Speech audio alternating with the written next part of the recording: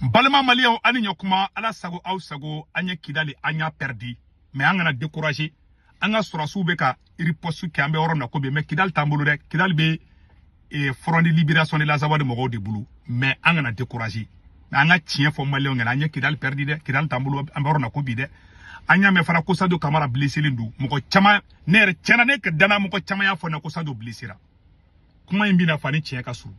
ndaro blessé li mudo ndara mugura de wa ntara blessé li tuka ka abseka ka ibolito isen wurugutura ou bien isen bashira abseka kere mais sado kenin ko sado ka so chili mun kara ka blessera anga ministre de la défense ka blessera ko général Oumarou Diarra ou be ka information do bla ko général Oumarou Diarra ko sara tien to la de o ti tien anga mogo ya bla ko fake news du mais sado Camara ou ya foko sado Camara minana jeni mogo blo te tien de mais blessé lendu kabe ka fura ke clinique do la anyo kuma me ndaro ni tien do mengene ba don ko do be sado ko la quoi mais ametla kanda do la et puis ou be ka complot dans la be Mali contre la domina Mali ya foko alebe Maroku deme aka Sahara bi ko la e rebeli kele nunu azawari mogo bora ka Assimi Goïta fodi ko Assimi kambi fu ni jugu ye ki foko ko la o te ko nyuma depo do ne sarana erebelu tara etu ka page sans fait na kademba capture écran chini mogo balamachi domina Assimi décision ta ko Mali be Maroku deme Algérie contre la erebelu nunu be ukumbe donner la ko page sans fait ni son jaledo ko fo ala kunga kiti tege olune Algérie ko lu be ka fefe ngini Algérie fe ko Algérie ko dolma ko Algérie yi ban ko bi ko Mali ya vrai couleur ira Algérie la parce que Algérie kumbe ki réserver fin do la ate erebelu de meni fin do yi ambaro logelembe Algérie di donc Algérie kumbe ki réserver fin na donc a sera de blau yesi ça bon kidal dou fleni tensa boten bubulu bon ni kidal faralo kan angen me do de kendo sinon kidal bubulu bi de ou be kidal du gona fambela bi c'est la pire vérité kidal 90% be mogo nbulu ne ame communisme kan de tout bulu tanga surasi do retracer no ko combat don mbo worola mais kidal du gona kidal si fin ba ira ko kidal bubulu ya be film ya menya beye et c'est la vérité manga surasu be ka keleke ambe do ka nga surasu ka soro sinon anye kidal anya perdu c'est la pire vérité utara du gouvernorat la et ni dugu gouvernorat kani minera o dugu minele ou abina fo netara palais mine ni e palais mine ni président bolla ko ke di président you c'est la pire vérité président me boli ka bo palais kono donc gouvernorat bina fo palais bi et rebelle nous dans les gouvernorat kono propagande te fo ite c'est la pire vérité na me keleka anga mo ko ken me kelela me do o gendu yi no fly zone we mu ke karafina bo fe ko de ke malla ka kidali mine ka noro mine ataki fefe kera Bamako ina ne tenga do Bamako ataki na parce que Bamako ataki madabo ko ka Bamako mine ube manganchi doro la Bamako ni kati na doro mais objectif est ka kidali de minana parce que nous kuna na kinyesi kidali ma aranfaro kumbe Bamako ni sebari kata uye Mali fambe kala de pour que be kidali soro objectif de que mercenaire aranfaro be ka bo Libi aranfaro be ka bo fambe mercenaire aranfaro be ka bo fambe kana kidali bi Uyanga surasi chama mine kidali ne yere ya image maintenant ira anga surasi bade mine le mubulu kidali ube ka filmer kidali refana ko ube ka ira kidali refana kono c'est la pire vérité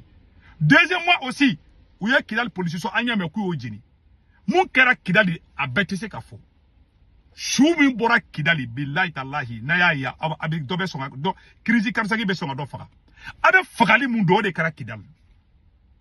karnasi kera chama man kunu no chama te ka kuma munu be réalité don parce que nambe keleke anga ke tienka Moussa Maratara domi kidal may kidal perdi ne borane de folo Mali bene de folo blanganye kidal perdi parce que nere dogoni kumbe kidal Moussa Maratara domi kidal de nere dogoni blessera kidal nere dogoni kumbala yara tete moka ne dogoni de ne wole ko koro ko blessera ngoka blesser choko je ngama foko Moussa agoko wala kanye kidal perdi ndogoni ngone ka fana kay kidal perdi ro ne abla rezo ka ngo anye kidal perdi mo ayi segu tungara kateli segu tungara ambe ka todi be Moussa Marafle kidali anyu ge utara Algérie ngo bila anye kidal perdi na me ko ka ngake tien kam o koro te ko ne ta arme fe ne ba ne ke choko de ayta ne ka video koro belaje ni mun kera ne bo de fo ne te propagande na de kangalon tege ka mo ko la dia ka soro pour te do ne tola donc tien ni ndi et puis anya me ko uye misiri do kumbe sa do ka ko so kara fe ko mo chama ne shube ka bo kati ataki mukera ya ide mort anga officier chamanya meko manunu ko ali iyad agali be kidali bi aye kuma me kali iyad agali naka omu ko iyad agali a sebene florla ko la présence d'Iyad Agali est confirmée à Kidal. Il serait à la tête du commandement des groupes Génim Front de Libération pour les opérations en cours. Voilà. Donc, espérons que aka saere. Mogomi ya bla ote Iyad Agali refo obeka do ke kala ka to akasa. Donc, mogowera ofana bla ko Iyad Agali fenendu. Donc, situation me tukamina Bamako contrôle Bamako jusqu'à présent. Majugu nume Bamako korode ube Bamako yoro chaman badila en tout cas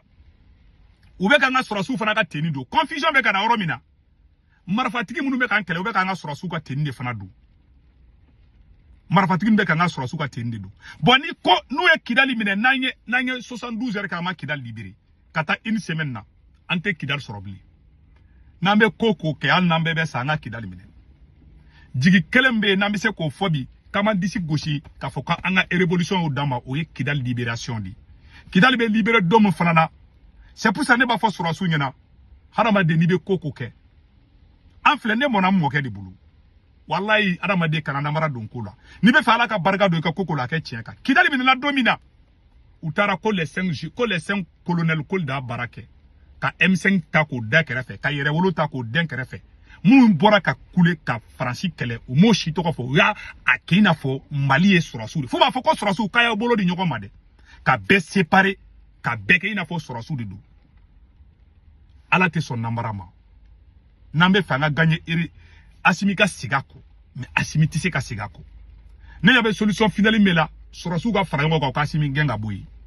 na asimi tora be maluka temeni mbeka Mali be maluka temeni mbeka ne ka langini toyi ara nyabe be ngangela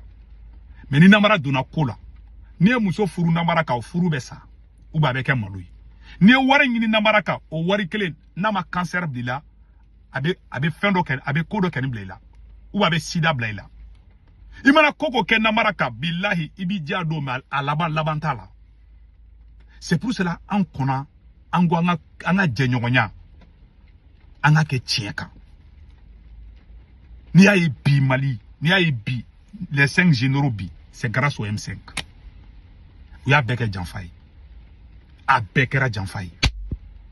bon ni aye bi jugu karela kana fo Bamako parce que en fara lendo ou ya be fara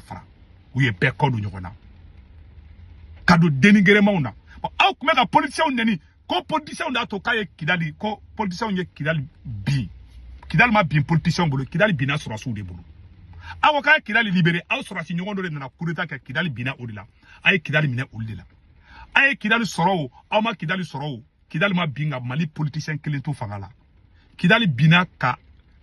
capitaine Amadou Aya Sanogo de to fangala Aya Sanogo ma coup d'état que politicien na de Aya Sanogo coup d'état que général Amadou Toumani Touré la aw sorasi yerama de a nyagami awa aw de ba nyanabo Kelen bekera marfa tigi nunga ko norla bekera ka surasu yerama di aw surasu abe aw surasu yerama de nyokonche Alpha Omar ya ka 10 ans ke fangala nala ama marfa ci kambe corona politicien ye choueni ka o tien politicien ye namara ka o tien mais politicien yu ka cliquer o ye choueni ga son no made mais marfa kombe c'est na insécurité politicien nunu c'est vrai ou ya armement fenge o betemena parce que abega sigo ko agogo politicien ya armement be fere ay armement ça ateta keleke mais na ma keleke na mo blabla nyona kelentinya c'est pour cela ne bora kan vidéo ke anya information min tani soro ou ye général Tiani ou ye général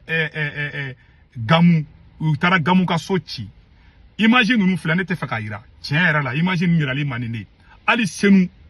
la situation n'est pas OK à senu kali senu amboro na bi ma anantiki ka kuma la mesenu ka be wala mando wati na ambesenu tre su bone obesenu yare adobe ya president senu suguda yare yorola do duna sugu kono sisan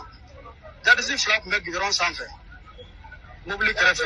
armelendo donc la gamu mala gamu da ka filuma to ye mugo ci moko sabala mo ko masa kisa masa wale so rasika population digno do ko do wara senu ko wara jama bora wara ambe maula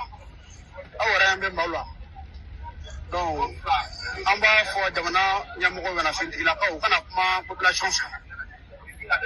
kama kurufili ukadabla uma azebe ka kurufili uma usale sababu akazabe ka muguchi mugo sabala sida e marfachi mugo sabala sida ko maga kurufili udema ko jab maga gele awula do duna sugu kono ku to be sugu fana kono ani sere to gol so ba fana ko do fana be do ngambe kuna funda mawkloka ngere kan le seruna voilà sere sugu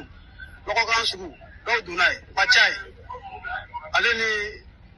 sere to gol so ba ndu bidira ko do fana be ayo kuna fonu soro o sufi bilal ga misiri fambara fana groupe do fana tara yanga mawuye moto la jadi su fana do ngambe kuna funda mawkloka barabano abala jeli ame bon utara kidal yoro munu ci ciana ne tono luira uye barajugo ke kidal de ndendu ko wala de mo gon be kidal ma nga do ke arme ka kidal iri kiri dibe mo go deme ba deme cien de ka propagande ci ne to lu ka ko la quoi o de ko mani akame